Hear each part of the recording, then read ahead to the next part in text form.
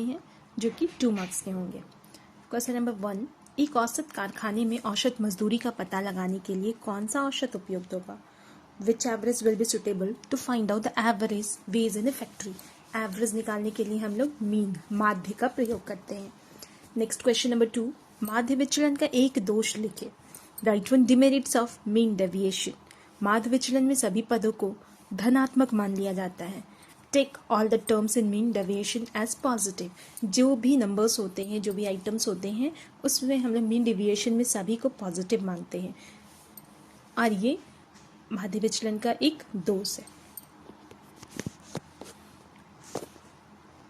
Next question number 3, Laspeyres कीमत सूचकांक का सूत्र लिखिए। Write the formula for Laspeyres price index number.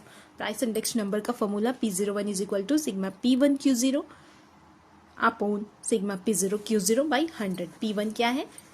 P1 है हमारा बेस ईयर, P0 क्या है हमारा, P0 हमारा बेस ईयर, P1 हमारा करंट ईयर और Q0 हमारा है quantity of base year. P1 है चालू वर्ष, P0 है आधार वर्ष और Q0 आधार वर्ष की मात्रा। इन दोनों को डिवाइड करके 100 से मल्टीप्लाई कर देते हैं तो हमें मिल आता है लेस्पियर के अकॉर्डिंग कीमत सूचकांक। नेक्स्ट क्वेश्चन नंबर 4, चिरकालिक निर्धन किसे कहा जाता है? Who is called chronic poor. Chronic poor वो लोग होते हैं ना जो हमेशा गरीब रहते हैं, जिनकी इनकम लेवल हमेशा डाउन रहती है, वो हमेशा गरीब के रहते हैं, मजदूरी करते हैं, जितनी है वो लिमिटेड इनकम में रह जाते हैं। तो आंसर कह सकते हैं वे व्यक्ति जो सदैव निर्धन होते हैं वो चिरकालिक निर्धन कहे जाते हैं। The person who always poor. Next question, मानव विकास पूंजी क्या है? What is human capital? मानव पूंजी से अभिप्राय किसी देश में किसी समय विशेष पे पाए जाने वाले कौशल, क्षमता, सुविज्ञता, शिक्षा, ज्ञान के भंडार से है। दूसरे शब्दों में यदि हम कहें, मानव पूंजी ऐसे व्यक्तियों का स्टॉक है जो अपने शिक्षा, कौशल आदि के साथ देश की उत्पादन प्रक्रिया में उत्पादकीय ढंग से योगदान देते हैं। Same question, answer in English. Human capital refers to the knowledge of the working capacity found in a country at a particular point of time. In other words, human capital is the stock of people who, with their education, skills, etc., contribute to the production process of the country. मतलब अपने skill से, अपनी education से country की production को increase करने में जो कंट्रीब्यूशन देते हैं वही हमारी ह्यूमन कैपिटल होते हैं। नेक्स्ट क्वेश्चन नंबर 6, ग्रामीण शाख के 2 स्रोतों के नाम लिखिए। Write the name of 2 source of rural credit. Credit का मतलब होता है उधार, मीन्स ग्रामीण क्षेत्रों में उधार देने के लिए कौन कौन सी संस्थाएं काम करती है। तो ग्रामीण शाख के लिए मेनली दो संस्थाएं होती हैं। हम लोग 2 कैटेगरी में डिवाइड कर सकते हैं उसको। एक है गैर संस्थागत स्रोत और दूसरा है संस्थागत स्रोत। गैर संस्थागत स्रोत जो कि जिनको लीगली अप्रूवल नहीं मिला होता है लेकिन भी वो क्रेडिट देने का काम करते हैं। संस्थागत जो लीगली अप्रूव्ड होते हैं। गैर संस्थागत में हमारे साहूकार आ गए और संस्थागत स्रोत में बहुत सारे हैं। व्यापारिक बैंक, क्षेत्रीय ग्रामीण बैंक, सहकारी बैंक समितियां, भूमि विकास बैंक, राष्ट्रीय कृषि एवं ग्रामीण विकास बैंक जिसको कि नाबार्ड भी कहते हैं। Source of fulfilment of rural credit, non institutional source वो सोर्स हैं जो लीगली अप्रूवल नहीं होते हैं। इंस्टीट्यूशनल सोर्स वो सोर्स हैं जो अप्रूवल होते हैं। नॉन इंस्टीट्यूशनल में आ गया मनी लेंडर और इंस्टीट्यूशनल में आ गया हमारा commercial bank, regional rural bank, cooperative credit societies, land development bank, NABARD, national bank for agriculture and rural development. Next question है, ग्रेट लीप फॉरवर्ड का क्या उद्देश्य था? What was the aim of great leap forward? Great leap forward था, इसका उद्देश्य था औद्योगिकरण को बढ़ावा देना। इसका उद्देश्य तेजी से औद्योगिकरण और सामूहिक कृषि के माध्यम से देश की कृषि आधारित अर्थव्यवस्था के उत्पादन की समाजवादी विधा में तेजी से तब्दील करना था। दैट मीन्स कृषि को भी बढ़ाना है, औद्योगिकरण को भी बढ़ाना है और जो हमारा देश पिछड़े स्तर पे है उसको मॉडर्नाइजेशन करना है या समाजवादी बनाना है।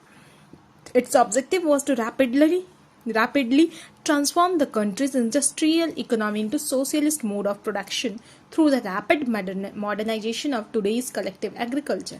Agriculture के थ्रू इंक्रीज करके अपनी कंट्री को मॉडर्न करना। नेक्स्ट है पार्ट बी। इसमें कोई 5 क्वेश्चंस के आंसर देने होंगे जो कि 3 मार्क्स के होंगे। इसमें पहला क्वेश्चन है, समांतर माध्य के गुण और दोषों को लिखे। Right the merits and demerits of arithmetic mean. बहुत ज़्यादा बड़ा लिखने की ज़रूरत नहीं है, 3 मार्क्स के हैं। गुड मेरिट्स की हम लोग बात करें तो सरल गणना, इजी टू कैलकुलेट, ये बहुत आसानी से कैलकुलेशन में आ जाता है। नेक्स्ट है समझने के लिए अति सुगम, वेरी इजी टू अंडरस्टैंड, ये आसानी से समझ में भी आ जाता है, सिंपल होता है, फॉर्मूला के थ्रू हम लोग बनाते हैं तो आसानी से समझ में भी आ जाता है। नेक्स्ट है चरों के सभी मानों को बराबर महत्व दिया जाता है, same respect is given to all values of variables. अब डिमेरिट्स की बात करें तो ये अवास्तविक होता है, अनरियल होता है, निरीक्षण से ज्ञात करना संभव नहीं होता, impossible to determine by inspection, सीमांत मूल्यों का माध्य पर सीधा प्रभाव, marginal values direct effect on the mean. Next है क्वेश्चन नंबर 9।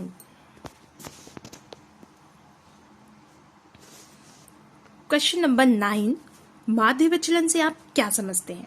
माध्यिका से माध्य विचलन ज्ञात करने के सूत्र को लिखिए। यहाँ पे बस हमें सूत्र लिखना है, कौन सा फॉर्मूला से हम लोग माध्य विचलन ज्ञात कर सकते हैं। तो माध्य विचलन का फॉर्मूला होता है, पहले क्या है वो लिखेंगे, किसी श्रृंखला के किसी माध्य के निकाले गए विचलनों के जोड़ के समांतर माध्य को माध्य विचलन कहा जाता है। तो इसका फॉर्मूला होता है sum of absolute values of deviation from n divided by number of observation. Number of observation हमारा है कि जितने हमें आइटम्स दिए गए हैं, और sum of absolute values of deviation from n, जितना भी एब्सोल्यूट वैल्यूज है उसको जोड़ देने के बाद उसका m मीडियन से जो डिफरेंस होता है उसको हम लोग नंबर ऑफ ऑब्जर्वेशन से डिवाइड करें तो हमें मीन डेविएशन माध्य विचलन प्राप्त होता है। The arithmetic mean is the sum of consonants drawn through a series is called mean deviation. Next है क्वेश्चन नंबर 10। धनात्मक और ऋणात्मक सहसंबंध को उपयुक्त प्रकीर्ण रेखा चित्र से स्पष्ट कीजिए। Illustrate positive and negative correlation with scatter diagram। अब यहाँ पे एक डायग्राम के थ्रू दिखाना है कि कैसे हम लोग कोरिलेशन को पॉजिटिव और नेगेटिव वे में बता सकते हैं।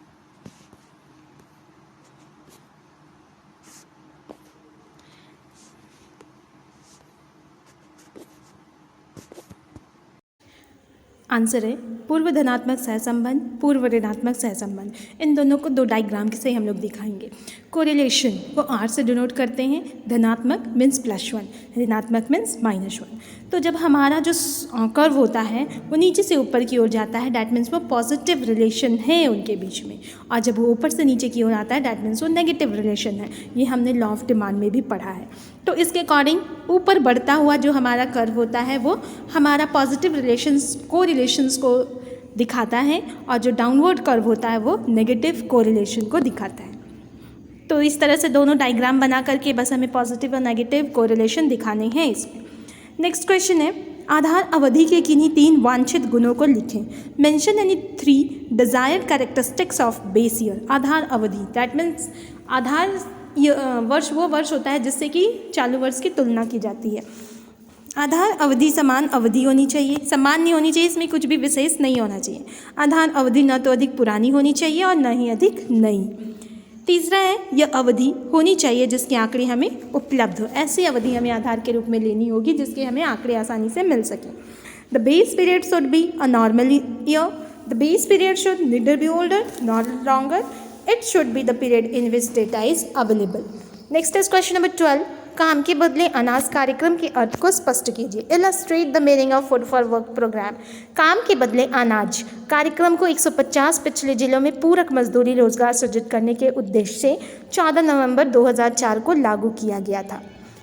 Food for Work program was implemented on 14th November 2004 with the objective of securing supplementary wage employment in 150 backward district. Next है क्वेश्चन नंबर 13। भौतिक पूंजी और मानव पूंजी में कोई 3 अंतर लिखिए। Mention any 3 difference between physical and human capital. भौतिक पूंजी भौतिक संसाधनों को कहते हैं और मानव पूंजी मानव निर्मित संसाधनों को। मानव जो संसाधन स्वयं तैयार करता है उसे मानव पूंजी कहते हैं। भौतिक पूंजी पर किसी एक व्यक्ति विशेष का अधिकार नहीं होता है, लेकिन मानव पूंजी पर उसी व्यक्ति विशेष का अधिकार होता है जिसने इसे निर्मित किया हो। नेक्स्ट है भौतिक पूंजी को सीधे बाजार में बेचा जा सकता है, जबकि मानव पूंजी को बाजार में नहीं बेचा जा सकता। Physical capital is called physical resource and human capital which is man-made resource. There is no right of any person of the key, but human capital is the right that a particular person. More capital can be sold directly in the market, while human capital cannot be sold even after. Next question number 14. तनवा। तनवा परियोजना क्या है स्पष्ट कीजिए। What is तनवा project? Illustrate. कृषि के लिए, कृषि में तमिलनाडु की महिलाओं द्वारा तनवा नामक एक परियोजना चलाई गई जो कि तमिलनाडु में ही हुई। इस परियोजना में महिलाओं को अच्छे कृषि के तकनीकों से प्रशिक्षित किया गया। A project called Tanwa started by women of Tamil Nadu. Under this project women are trained in latest agriculture technique. Next है पार्ट सी, जिसमें आपके लॉन्ग आंसर्स क्वेश्चंस होंगे। इनमें किन्हीं 3 क्वेश्चंस का ही आंसर आपको देना होगा जो कि 5 मार्क्स का होगा। 15 है x तथा y के बीच सहसंबंध गुणांक को परिलिखित कीजिए और इनके संबंध पर टिप्पणी कीजिए। Calculate the coefficient of correlation between x and y and comment on their relationship. Data आपको दिया गया है, x और y वेरिएबल्स हैं, x है -3, -2, -1, 1 to 3 एंड y 941, 149। अब इसमें हमें कोफिशिएंट निकालना भी है और उसका कोरिलेशन भी बताना है। सबसे पहले x y का कॉलम लिख लेंगे। अब इसके बाद इसका फॉर्मूला क्या है, r is equal to sigma X Y minus sigma X into sigma Y divided by n upon under root sigma X square minus sigma X square by n under root sigma Y square minus sigma Y whole square by n। इस फॉर्मूले के लिए हमें क्या चाहिए, sigma X Y चाहिए, n चाहिए, sigma X square चाहिए और सिग्मा वाई स्क्वायर चाहिए और सिग्मा एक्स वाई चाहिए। सबसे पहले हम लोग एक्स वाई से एक्स स्क्वायर और वाई स्क्वायर निकालेंगे। एक्स कॉलम में हमारा -3 स्क्वायर के लिए 9 बन जाएगा, -2 4 -1 1 1 1 2 2 जा 4 3 3 जा 9। इसी तरह हम लोग वाई के कॉलम से वाई स्क्वायर निकाल लेंगे। 9 9 जा 81, 4 4 जा 16, 1 1 जा 1 1 1 जा 1, 4 4 जा 16 एंड 9 9 जा 81। अब हम लोग एक्स वाई निकाल लेंगे एक्स और वाई को मल्टीप्लाई करके। -3 into 9 -27, -2 into 4 -8, -1 into 1 -1, 1 into 1 1, 2 into 4 8, 3 into 9 27। अब इन सभी का सिग्मा निकाल लेंगे। हमें क्या मिल गया, sigma X is equal to 0, sigma Y is equal to 28, sigma X square is equal to 28, sigma Y square is equal to 196 and sigma X Y is equal to 0। Formula में जो चीज़ें हमें चाहिए वो सारी चीज़ें हमें मिल गई। अब हम लोग इसको फॉर्मूला में पुट करेंगे और सॉल्व करेंगे। फर्स्ट स्टेप हमारा होगा 0 -0 इंटू 28/6, तो ये सब 0 हो गया, ठीक है। अब उसके नीचे upon under root 28 - 0 square by 6 under root 196 - 28 square by 6। अब इसको सॉल्व करेंगे हम लोग। 0 by under root 28 under root 196 - 130.66। Next इसको फिर से सॉल्व करेंगे तो माइनस वाला हम लोग कैलकुलेशन करेंगे, हमारे आएगा 65.34। अब इसका रूट हटा के 5.291 इंटू 8.083 ये मल्टीप्लाई करने के बाद हमारा आंसर आएगा 0 बाई 42.767 दैट मीन्स 0 आर हमारा 0 आ गया। मीन्स एक्स और वाई के बीच कोई संबंध नहीं है, सहसंबंध की अनुपस्थिति है, उसमें ऐसा कोई रेखीय सहसंबंध नहीं है। There is no correlation between X and Y.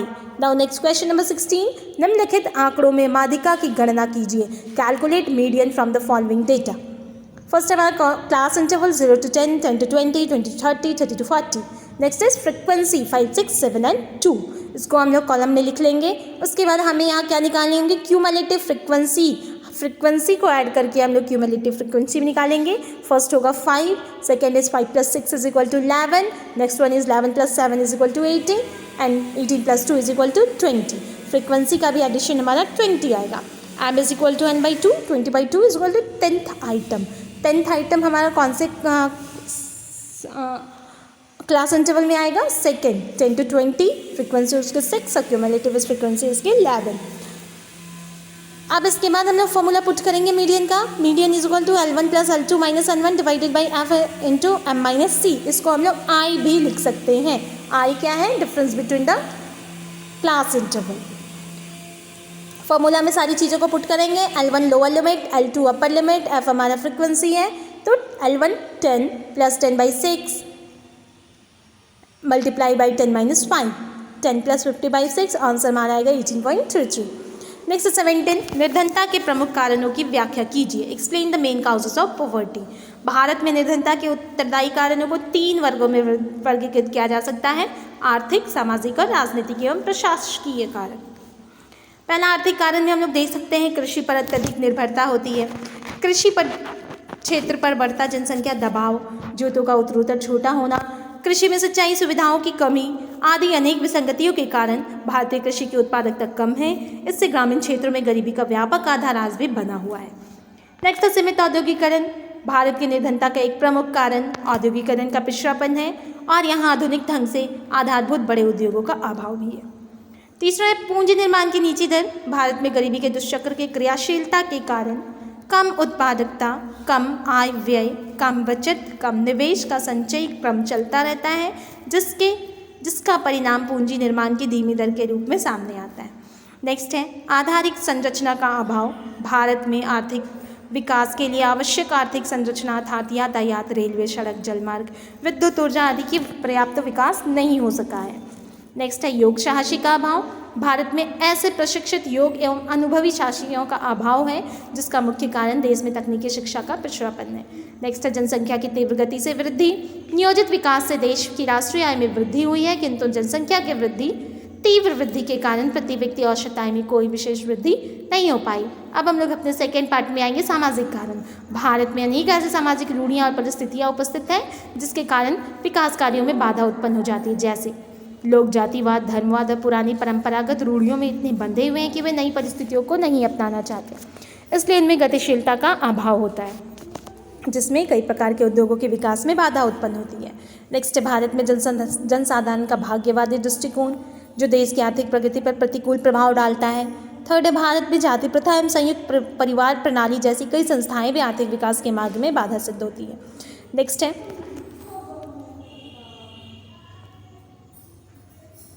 Bharat में लोगों की अशिक्षा एवं अज्ञानता भी बड़ी मात्रा में देश के पिछड़ेपन के लिए उत्तरदायी है। देश में बाल विवाह का अभी भी प्रचलन है, जिसके कारण जनसंख्या में अप्रत्याशित रूप से वृद्धि हो रही है। थर्ड, राजनीतिक एवं प्रशासकीय कारण। भारत दीर्घकाल तक विदेशी शासकों के हाथों में रहा है, जिसके कारण भी हमारे देश का आर्थिक विकास नहीं हो सका है। प्रति व्यक्ति आय कम हो रही है, जैसे ब्रिटिश शासकों की नीति स्वार्थपूर्ण थी। भारत से कच्चा माल खरीदना और ब्रिटेन निर्मित माल को भारत में बेचना, जिससे भारत में उद्योगों का विकास नहीं हो पाया। आर्थिक विकास में राजनीतिक स्थिरता का भी बहुत महत्व है, क्योंकि शासन सत्ता में स्थिरता रहने से विकास की लंबे अरसे में चलने वाली योजना में कार्यान्वित की जा सकती है। जिसके अतिरिक्त प्रशासनिक क्षमता भी निर्धनता उन्मूलन कार्यक्रमों के क्रियान्वयन के लिए आवश्यक है। भारत में व्याप्त प्रशासनिक भ्रष्टाचार, भाई भतीजावाद, घूसखोरी आदि विविध पहलुओं ने देश के निर्धनता उन्मूलन कार्यक्रमों को सफल नहीं होने दिया है। सेम आंसर को इंग्लिश में लिखेंगे। Responsible causes of poverty in India can be classified into 3 parts, that are economic causes, social causes and political and administrative causes. First is economic causes. Following are the main economic function. First, excessive dependence on agriculture.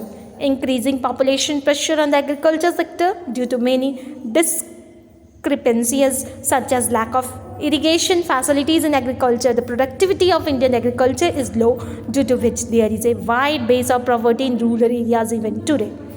Next, limited industrialization. One of the main reason for the poverty of India in backwardness of industrialization, and there is a lack of basic large industries in the modern way. Modern में क्या है, industrialisation जो है, industries जो है वो कम होती जा रही है, जिसके कारण भी हमारा कंट्री बैकवर्ड हो जा रहा है। लो रेट ऑफ कैपिटल फॉर्मेशन, यहाँ कैपिटल फॉर्मेशन पूंजी निर्माण की धीमी दर है। The vicious circle of poverty in India continues to act as a cumulative sequence of programs productivity, less saving for the investment, resulting in slow rate of capital formation.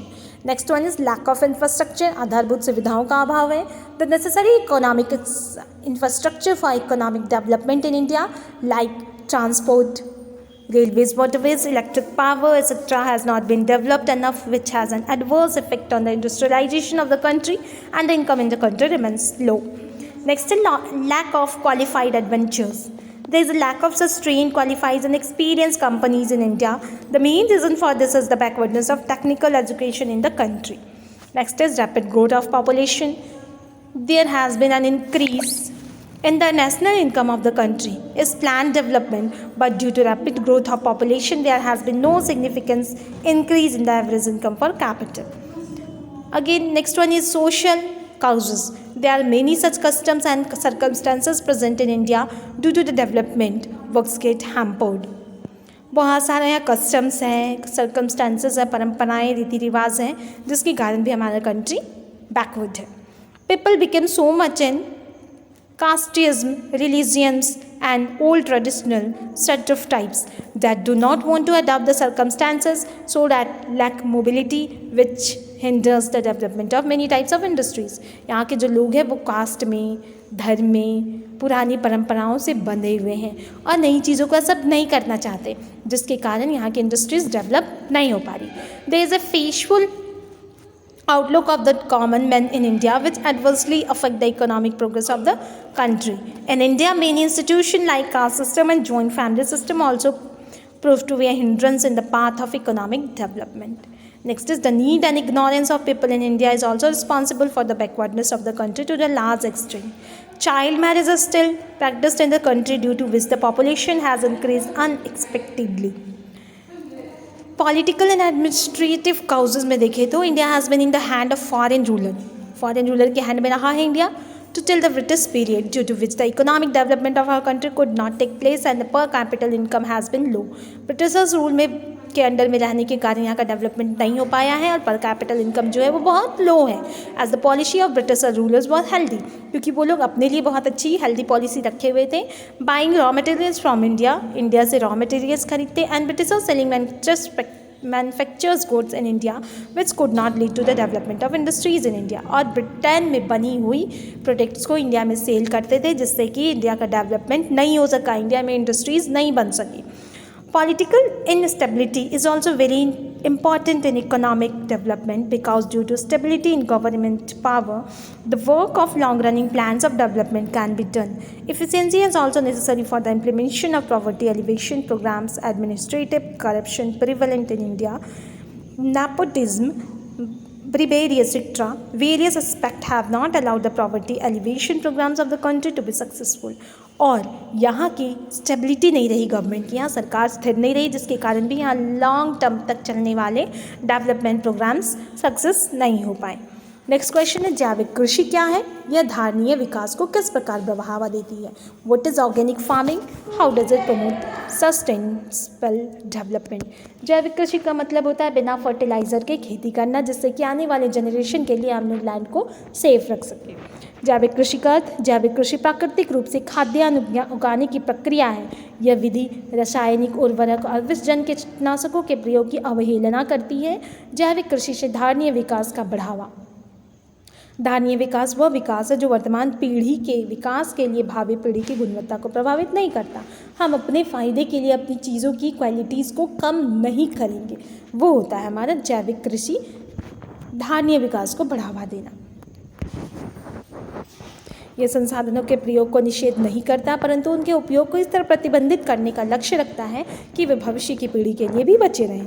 जैविक कृषि तथा धारणीय विकास के अर्थ से स्पष्ट है कि यदि जैविक कृषि किसी प्रकार के रासायनिक उर्वरक, विषजन्य, कीटनाशक आदि का प्रयोग नहीं कर रही, तो यह भूमि के क्षरण में योगदान नहीं करेगी, भूमि खराब नहीं होगी.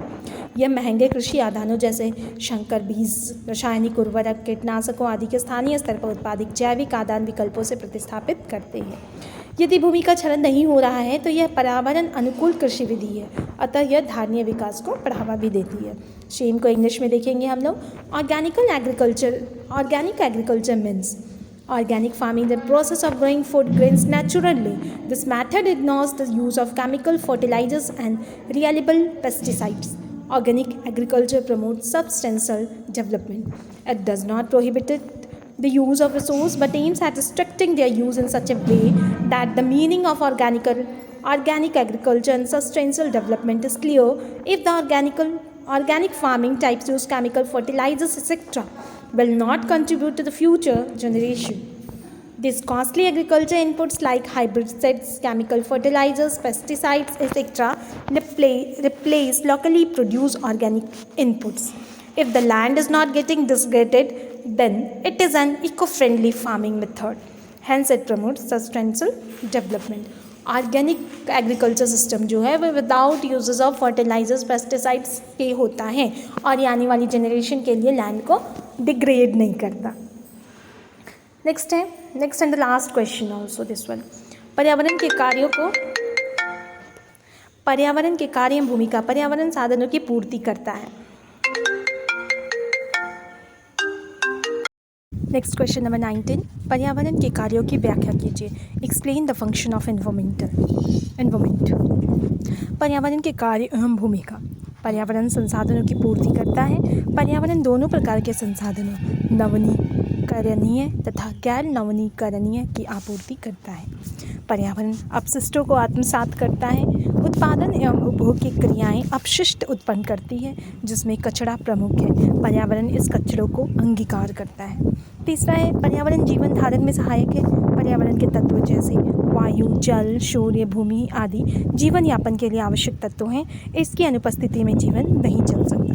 चौथा है, पर्यावरण जीवन की गुणवत्ता को बढ़ाता है। वातावरण में नदियाँ, समुद्र, पर्वत, रेगिस्तान आदि सम्मिलित हैं, जहाँ मानव आनंद उठाता है। इससे जीवन की गुणवत्ता में सुधार आता है। सेम आंसर को इंग्लिश में देखेंगे। Function and roles of environment. Environment supplies resource. Environment supplies both renewable and renewable resource. Second, the environment absorbs wastes. The process of production and consumption generates waste, in which the waste is made, the environment adopts their waste. Environment is helpful in sustaining life. Elements of the environment like air, water, sun, land, etc. are essential elements for living. In their absence, life cannot go on. And last one is, environment enhances the quality of life. The environment includes rivers, seas, mountains, deserts, etc. Where humans take pleasure, it improves the quantity of life. And now we completed our model set 1 of economics. So prepare well and do your best in your exam. Thank you. 50